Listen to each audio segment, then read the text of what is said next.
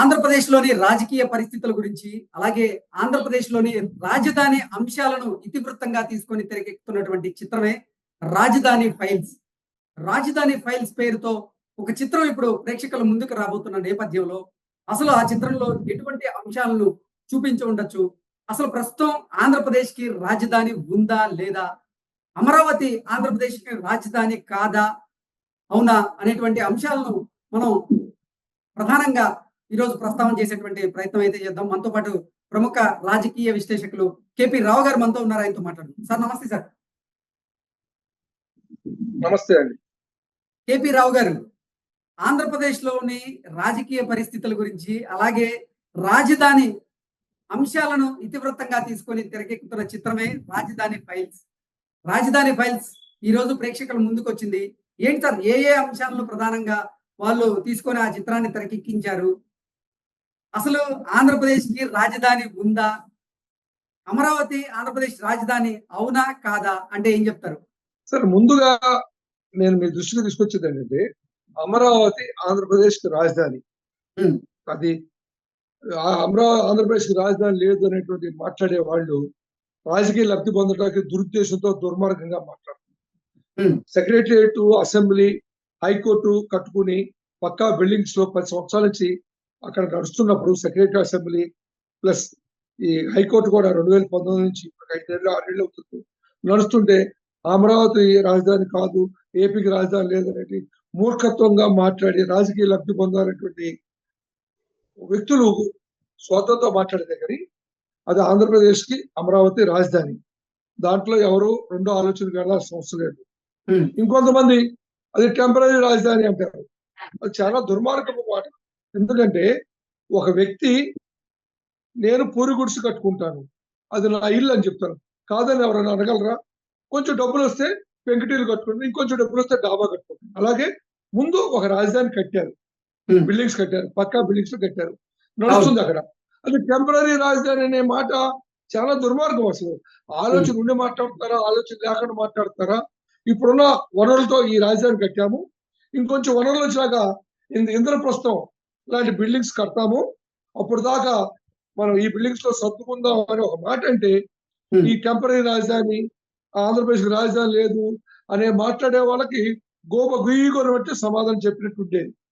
అది రాజకీయ పార్టీలు ఏ రాజకీయ పార్టీ అయినా ఆ రకంగా మాట్లాడటం దురదృష్టకరం, అలా క్లెయిమ్ చేయడం కూడా దురదృష్టకరం. ఆంధ్రప్రదేశ్ అమరావతి రాజధాని ప్రైమ్ మినిస్టర్ గారు వచ్చి చెంబుడు నీళ్లు గుప్పుడు మట్టి ఇచ్చి స్టార్ట్ చేసిన తర్వాత ఇక్కడ మనం కట్టుకున్న తర్వాత అది రాజధాని కాదనే సమస్య లేదు. కానీ ఢిల్లీలో నాయకులు వాళ్ళ స్వార్థంతో వాళ్ళ రాష్ట్రానికన్నా మించిపోయి ఈ ఆంధ్రప్రదేశ్ ఎక్కడ పెరిగి పెద్దదైపోతున్నటువంటి దురాలోచనతో దుర్మార్గపు ఆలోచనతో జగన్మోహన్ రెడ్డి గారిని ఒక పావుగా ఉపయోగించుకుని ఆయన అడ్డం పెట్టుకుని దీన్ని 3 ముక్కలు చేసే ప్రపోజల్ పెట్టి ఆంధ్రప్రదేశ్ ని నడ్డి విరిచారు, పెరుగుదలను ఆపేశారు అనేది నా ప్రగాఢ నమ్మకం. దాని మీద విశ్వాసం కూడా ఉంది. ఎందుకంటే ఇది క్విట్ ప్రో లాగా ఇచ్చిపుచ్చుకునే ధోరణిలో జగన్మోహన్ రెడ్డి గారికి వారు సహకరించడం, జగన్మోహన్ రెడ్డి గారు వారి కోరికలు తీర్చడం అనే పద్ధతులు ఇది జరిగిందేమో అని అనుకుంటున్నాను. ఎందుకంటే జగన్మోహన్ రెడ్డి గారు ప్రతిపక్షంలో ఉన్నప్పుడు నేను ఈ రాజధానికి ఒప్పుకుంటున్నానని చెప్పి తీర్మానంలో వారు ఏకగ్రీవం చేశాక గెలిచే ముందు కూడా నా ఇల్లు కూడా ఇక్కడే కట్టుకున్నాను, నేను ఇక్కడే ఉంటాను, అమరావతి రాజధాని చెప్పిన తర్వాత గెలిచిన తర్వాత 6 నెలలకి 3 రాజధానులు అనే మాట తీసుకొచ్చారు అనేటప్పటికీ నేను ఢిల్లీ రాజకీయ పార్టీ జాతీయ పార్టీని ఎవరైతే మేము అమరావతి సపోర్ట్ చేస్తామని చెప్తూ కూడా శల్యసారథి వచ్చి స్టాబింగ్ బ్యాక్ బైటింగ్ ఆంధ్రప్రదేశ్ కి చేశారు. ఎందుకంటే ఈ చంద్రబాబు నాయుడు అప్పచెప్తే బ్రహ్మాండంగా డెవలప్ చేస్తాడు, వాళ్ళ రాష్ట్రాన్ని మించిపోయి అభివృద్ధి చెందితే మన రాష్ట్రం దెబ్బతింటుందో అనేటువంటి దుర్మార్గపు ఆలోచనతో దురాలోచనతో ఢిల్లీ నాయకులు కొంతమంది ఈ జగన్మోహన్ రెడ్డి గారిని పావులాగా వాడుకున్నారు అని నేను అనుకుంటున్నాను. దాన్ని దృష్టిలో పెట్టుకునే ఇదంతా జరిగిందని చెప్పేసి నా ప్రగాఢ విశ్వాసం. ఇక మీరు రాజధాని ఫైల్స్ అనే మాట గురించి సినిమా గురించి చెప్తే అంటే ఏంటి సార్, అసలు రాజధాని ఫైల్స్ లో ఏ ఏ అంశాలను ప్రధానంగా ప్రస్తావన చేసి ఉండొచ్చు? అంటే జగన్మోహన్ రెడ్డి వైఖరి అంటే 3 రాజధానుల అంశాన్ని చూపించుండొచ్చా? లేదంటే అసలు అమరావతి రాజధానిగా ఉండాలని ఎంతో మంది రైతులు స్వచ్ఛందంగా ముందుకొచ్చి వారి భూములను ప్రభుత్వానికి ఇచ్చిన నేపథ్యంలో వాళ్ళు ఎంతో నష్టపోయిన నేపథ్యంలో ఆ పరిస్థితులను కూడా చూపించి ఉండొచ్చా? అసలు ఓవరాల్ గా రాజధాని ఫైల్స్ ఎలా ఉండబోతుంది అంటే ఏం చెప్తారు? సినిమా ఆల్రెడీ రిలీజ్ అయింది ఈ రోజు మార్నింగ్ షో. ఒక గంటన్నరలో వ్యూస్ అన్ని బయటకు వస్తాయి. దాని రివ్యూ కూడా బయటకు వస్తుంది. అవును. ఏదేమైనప్పటికీ వారు చెప్పిన డైరెక్టర్ గాని, ప్రొడ్యూసర్ గాని ఇచ్చిన నిన్న ఇచ్చిన క్లారిఫికేషన్ బట్టి అక్కడ ఏదైతే జరిగిందో యథార్థ గాథ, అక్కడ జరిగిన పరిణామాలు, రైతులు ఎదుర్కొన్న ప్రాబ్లమ్స్, గవర్నమెంట్ అణిచివేత ధోరణి, పోలీసుల యొక్క దౌర్జన్యాలు, ఇతరత్ర అరటి తోటలు తగలబెడతారు, లేదా లేడీస్ దగ్గర దుర్మార్గంగా ప్రవర్తించడం, అలాగే నాయకులు, రాష్ట్ర నాయకులు వెళ్తుంటే పరదాలు కడతాం, ఇవన్నీ కూడా ఉంటాయని నేను అనుకుంటున్నాను. ట్రైలర్ లో కూడా అలాగే కనపడింది వాతావరణం. అవును. ఏదేమైనా ఇప్పుడు ఈ రకంగా సినిమా ప్రభుత్వానికి వ్యతిరేకంగా నిలబడి సినిమా తీసినందుకు వాళ్ళు ఈ ప్రభుత్వం ఉండొచ్చు, లేకపోతే ఇంకో ప్రభుత్వం ఉండొచ్చు. ఏ ప్రభుత్వం అయినా జరిగిన పరిణామాల్ని ప్రజలకు తెలియజేయటం అనేది సామాజిక బాధ్యత.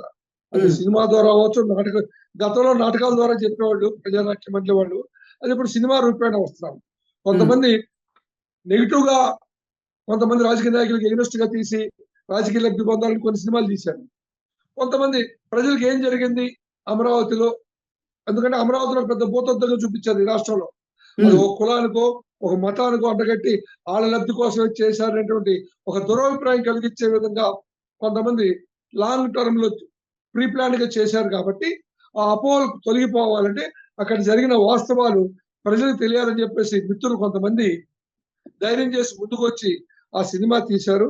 ఆ సినిమా తీసిన దాంట్లో ఈ జరిగిన వాస్తవాలు, కోర్టు నిర్ణయాలు, ప్రభుత్వ నిర్ణయాలు, కాంట్రడిక్టరీ ఇష్యూస్, ఇవన్నీ కూడా తప్పనిసరిగా ఉంటాయి. వాళ్ళు చెప్పిన దాని ప్రకారం యథార్థంగా అభూత కల్పనలు కాకుండా వాస్తవాలకు దగ్గరగా తీసుకుంటారనేది నా అభిప్రాయం. ఓకే. Okay sir. అంటే నిన్న రాజ్యసభ ఎన్నికల కోసం నామినేషన్ దాఖలు చేసినటువంటి వైవి సుబ్బారెడ్డి గారు కొన్ని కీలకమైనటువంటి వ్యాఖ్యలు చేశారు. ఇప్పుడు అంటే జూన్‌లో హైదరాబాద్ ఉమ్మడి రాజధానిగా ఉండడం గడువు అయిపోతున్న నేపథ్యంలో మేము కేంద్రం మీద ఒత్తిడి తీసుకొస్తాం. అంటే హైదరాబాద్‌ని ఉమ్మడి రాజధానిగా మరికొన్ని రోజులు పొడిగించాలంటూ కూడా మేము కేంద్రం మీద ఒత్తిడి తీసుకొస్తామంటూ ఒక కొత్త అంశాన్ని ఆయన తెర మీదకి తీసుకొచ్చారు. అసలు ఆయన ఇప్పుడు ఆంధ్రప్రదేశ్‌కి అసలు రాజధానే లేదన్నట్టుగా మాట్లాడుతున్నారు. విశాఖ ఇంకా రాజధానిగా పూర్తి కాలేదు. సో, ఉమ్మడి రాజధానిగా హైదరాబాద్‌ని మరికొన్ని రోజులు కొనసాగించాలంటూ మేము కేంద్రం మీద ఒత్తిడి తీసుకొస్తామంటూ కూడా ఆయన ఒక వార్తని ఇప్పుడు తెర మీదకి తీసుకొచ్చిన నేపథ్యంలో అసలు ఏం జరుగుతుంది? సార్ అది వారి స్థాయికి ఆ రకంగా మాట్లాడకుండా ఉండాల్సింది. ఎందుకంటే హైదరాబాద్ మనం వదిలేసి వచ్చేసాం. ఒకసారి వచ్చేసినాక మళ్ళీ అక్కడికి వెళ్తాం అనేది అనవసరం. ఇప్పుడు నేను ఇంకా తెలివిగా ఈ రాజకీయ నాయకులు కొంచెం తెలివితేటలతో ముందు చూపుతో ప్రవర్తించి ఆంధ్రప్రదేశ్ లో ఏవైతే ఫ్యాక్టరీస్ ఉన్నాయో ఆ factories taluka head office and Hyderabad లో ఉన్నాయో ఈ ఫ్యాక్టరీస్ తాలూకా లావాదేవీలు, ఇన్కమ్ ట్యాక్స్, జిఎస్టీలు అన్ని కూడా ఆంధ్రప్రదేశ్ లోనే కట్టాలి. ఇక్కడ అభివృద్ధి చేసేటువంటి ఫ్యాక్టరీస్, ఇండస్ట్రీస్ కి సంబంధించి అన్ని కూడా హైదరాబాద్ లో కాదు, ఆంధ్రప్రదేశ్ లోనే కట్టాలి. జిఎస్టీ కానీ, ఇన్కమ్ ట్యాక్స్ కానీ, what ever it may be అని ఒక తీర్మానం చేసి ఒక రూల్ పెడితే ఆ హైదరాబాదు హైయెస్ట్ ఇన్కమ్ సోర్సెస్ అయింది వాళ్ళ. దాంట్లో 10%, 20% మన రాష్ట్రంలో ఉన్న వ్యాపారవేత్తలు, ఇండస్ట్రీస్లో మన స్టేట్ లోనే కడితే కొంత ఫైనాన్షియల్ వెసులుబాటు ఉంటుంది అనేటువంటి ఆలోచన చేయాలి. కానీ మళ్ళీ హైదరాబాద్ వెళ్తే మళ్ళీ వెనక్కి రావాల్సింది కదా ఏ రోజుకైనా. ఈ ఉపయోగం ఏముంది దానివల్ల? నవ్వులు అనవసరంగా ఒక నిమిషం అనవసరంగా తెలంగాణ ప్రజల మనోభావాలు దెబ్బతిని మళ్ళీ వాళ్ళకి ఆయింట్మెంట్ సెంటిమెంట్ ఇచ్చి మనకు ప్రజలకు ఆయింట్మెంట్ పూసి లబ్ధి పొందే పరిస్థితులు తప్ప మనకెందుకండి? ఒకసారి విభేదించి పాకిస్తాన్, ఇండియా విడిపోయింది. అదే పరిస్థితిలో తెలంగాణ, ఆంధ్ర విడిపోయింది.